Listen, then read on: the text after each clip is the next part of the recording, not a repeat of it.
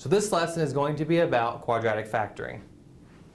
To start off with, there's a little bit of background knowledge we have to talk about. And that is when you have two variables that have different exponents and you're dividing them, you really need to subtract them. So for example, if we have k to the 9th divided by k to the 6th, you would subtract those and end up with 3. There's a few more examples right here. With factoring, the first two steps are to pull out any common terms. And second step is to factor it quadratically. This sounds a little confusing. That's all right, because that's what we're here for. That's what I'm going to help you through. So the first step to factoring is to pull out any common factors your terms have in common. I've thrown a few vocabulary words out here you may be unfamiliar with. When I say terms, that is everything that you are adding or subtracting. So these three are all called terms. Whenever you see an addition or a subtraction sign, you're dealing with another term. The word factors is anything that you can multiply to get something. What that boils down to is, what can you divide each of those by evenly? That would be a common factor. A first good step would be to take what we have right here, which is 5x cubed plus 15x squared plus 25x, and separate them into a number side and a variable side. So you would take each number in this problem, put it in its own column, take each variable in this problem, x cubed, x squared, and x, and put it in its own separate column. And you end up with something similar to this. So the first step is we need to look at the left side, the numbers, which are 5, 15, and 25, and ask ourselves, what is the biggest number that we can divide each of those by evenly? Look at the smallest number first, 5. Can you divide 5 into each of those? Yes. Guess what? That would be your greatest common factor. So let's go and write it down to the side. Next thing you need to do, you need to take your equation right here, the 5x cubed plus 15x squared plus 25x, and pull out the 5.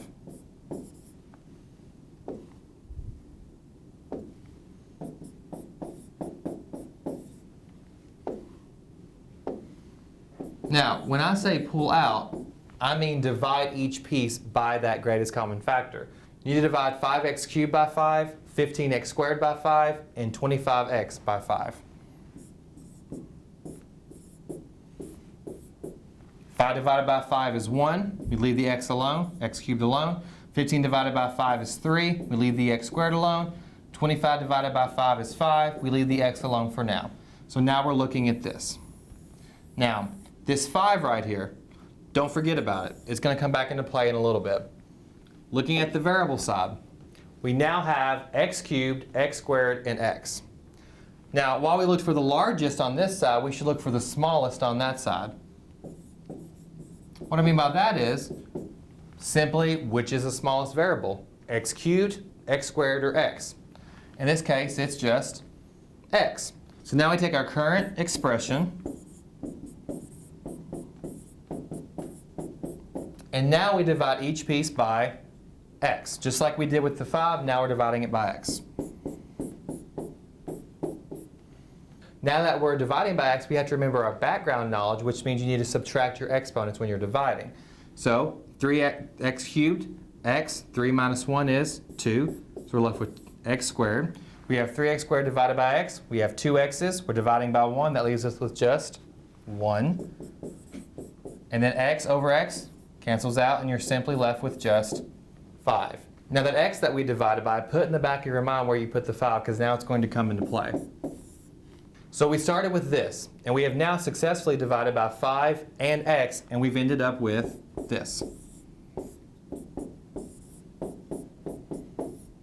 Now we have successfully factored out a 5 and an x, so we've successfully factored out 5x. So what that means is you've taken this, go on and pull the 5x out of it, and put everything else that you have left over on the inside of a set of parentheses. Now something you may have noticed is I have a 1 here. That's understood to be there, so guess what? We can erase it. So if you end up with this, with that on the outside, you have successfully factored this. So now let's talk about quadratic factoring and what that exactly means. First of all, what is a quadratic equation or quadratic expression? If something is going to be labeled as quadratic, this is a key vocabulary term, make sure you understand this. If something is going to be labeled as quadratic, it has to have a highest power of 2. which means the biggest exponent in the problem needs to be 2. So looking at each of these, I've highlighted the biggest one, 2, 2, 2, and 2. They're all considered quadratic. Let's say you had this.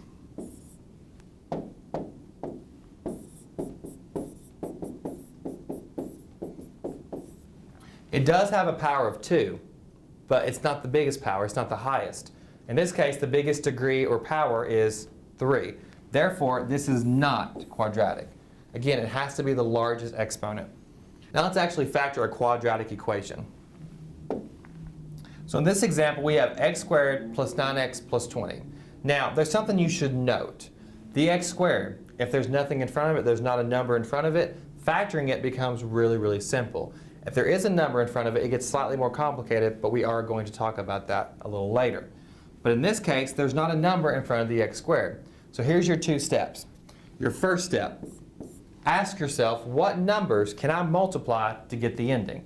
So we're not worried about this 0 down here. We're talking about just this piece over here. Looking at the ending, which is 20, what can I multiply to get that? I can do 1 times 20. I can do 2 times 10. Or I can do 4 times 5.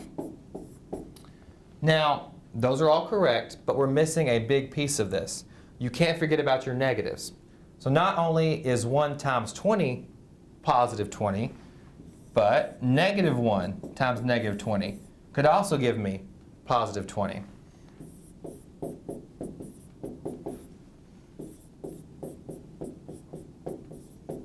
So any of these are possibilities. So your first step is to figure out what 2 numbers you can multiply to get the end. Your next step is take those sets of numbers that you came up with and decide which set can add to be the middle. So in this case, we have x squared plus 9x plus 20. And we're trying to decide what 2 numbers can add to be positive 9. So let's look back at our sets. 1 plus 20 is 21. That's not 9. 2 plus 10 is 12. That's not 9. 4 plus 5 is 9. 4 and 5 both multiply to be 20 and add to be 9. So those are our 2 special numbers. Then you need to take 2 sets of parentheses, put an x in front of both, take your 2 special numbers, which happen to be 4 and 5 in this situation, positive 4 and positive 5, and put them inside the parentheses. And now you have successfully factored that. So now let's talk about a couple of problems you could actually see on the HiSET test. So for example, what are the solutions to the following equation? 2x squared minus 7x plus 3 equals 0. Now notice it said what are the solutions, not what are the factors. So this previous one we did, we found the factors of it. In this case, we actually have to figure out what x is equal to. Don't panic, because the first step is still factoring it. So let's go on and take this right here and try to factor it. Now, something else you may notice is that there's a number in front of that x squared. Our previous example didn't have a number there, made it really simple. So that too makes this one slightly more complicated. Luckily, there's a trick we can use. Let's go on and rewrite this. Now, before we asked ourselves what 2 numbers multiply to be the end but add to be the middle. That's not the case here. There's one extra step. So step number 1 now is multiply the front and the back.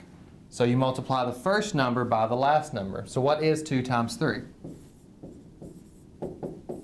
6. So now step number 2, we have to ask ourselves, what numbers can we multiply to get 6? While before we were saying what numbers we can multiply to get the end, now we're saying what numbers can we multiply to get 6. We have 1 times 6, 2 times 3. But just like before, we can't forget about those negatives. So we could have negative 1 and negative 6, negative 2 and negative 3. Now this is very similar to what we did before.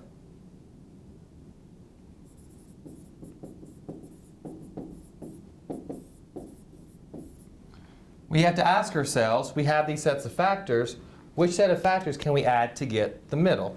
So step number 3 in this problem would be, which set of numbers add to be negative 7? that negative goes with the 7. So we have found what 2 times 3 is and got 6.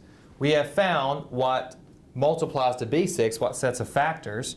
And now we have to ask ourselves, which of these factors can we add together to get negative 7? Well, what's 1 plus 6? Positive 7. Incorrect. What's 2 plus 3? Positive 5. Incorrect. We're trying to get negative 7. What's negative 1 plus negative 6? Negative 7. Therefore, negative 1 and negative 6 are our magic numbers. Now again, before we would have just done this. But this is not correct. Since there's a number in the front, there's another step we have to do. So you can't simply put those two factors inside parentheses with the x's and be done. Again, lucky for us, there's a nice little trick. Now that we found what multiplies to be 6 but has to be negative 7, here's our next step.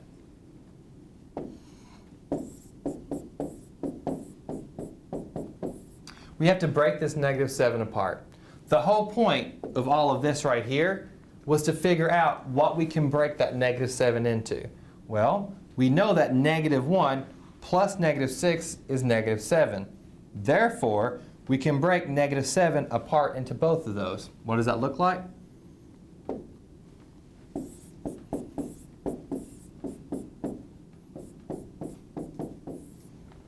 So I've taken the negative 7 and now I've broken it apart into negative 6x minus 1x. So lucky for us, there's a way to factor this easily, and that's with the box method. You take the first term, which is 2x squared, you put it in the first box. Take the last term, which is plus 3, positive 3, and put it right there. Now, for the middle two, you can get those mixed up and it won't change the problem. But the gist is, these middle two have to go in the middle two boxes. Next step, you need to ask yourselves, going up. So after you've put them in the correct boxes, you say, okay, looking up, what numbers do these share? What number can I pull out of both of them? So in this case, we're looking at 2x squared and negative 1x. What is the number that both 2 and negative 1 share? In this case, the biggest number they share is simply just 1. So that's what we put up here. Then we look at negative 6 and 3 and we say, what do those two share? Biggest number they share is 3. Now, something to know. We have successfully pulled out or factored out the number, but we don't know if these numbers are positive or negative right now. How do you know if this 1's going to be negative or that 3 is going to be positive? You look at the box right next to it. So we have this 3. The box right next to it is negative. Therefore, it makes the 3 a negative 3. If this had been a negative 2, that would have been a negative 1. Next step, we need to pull out the variables. So we pulled out the numbers. Now we have to ask ourselves, looking at these two boxes going up, what is the smallest variable? Is it x squared or is it x? This is very similar to how we factored before. Well, between x squared and x is the smallest, therefore I'm going to pull that out. Looking over here, we have an x here, and we have nothing here. Well, 3 doesn't have a variable to pull out, so we can't pull a variable out. It doesn't have it. So we leave that alone. Next step, we need to go to the left, doing the exact same thing we already did. So looking at 2 and negative 6, what's the biggest number we can pull out of both of them? 2. What's the smallest variable between x squared and x? X. Negative 1 and 3, all they share is a 1. That's a negative, it's right next to it, so it makes it negative. This has an x, this doesn't have anything, so we can't pull out anything out because 3 doesn't have it, so we leave it as a negative 1. So now that we have successfully pulled out the common factors, if we simply just pair these two sets together, it'll give us our factors for this starting quadratic equation. So we can take this 1x and minus 3 and put them together. Now again, since there's understood to be a 1 in front of all variables, that 1 is unneeded, so we can go on and erase it. So we're left with just x minus 3. The other factor would be these two paired together, which would be 2x minus 1. Now, those are the factors for this quadratic equation. If you notice, it didn't say factor it, it said find the solutions. So now we have to solve for it. If all of this is equal to 0, all of this is also equal to 0. So again, If this starting equation is equal to 0, that means these two factors multiplied together, just like this, is also going to be equal to 0. Now think about that for a minute. If you have 4 times 3, that's 12. If I replace either the 4 or the 3 with a 0, my answer now becomes 0. So 4 times 3 is 12, 0 times 3 is 0, or 4 times 0 is 0. If I replace either one of these with a 0, my answer automatically becomes 0. So same thing here. We want the answer to be 0. That's why it says equal to 0. So either one of these can be equal to 0, and I'll get what I want. So if both are possible, we have to solve for both. What's the opposite of minus 3? Plus 3. X is equal to 3.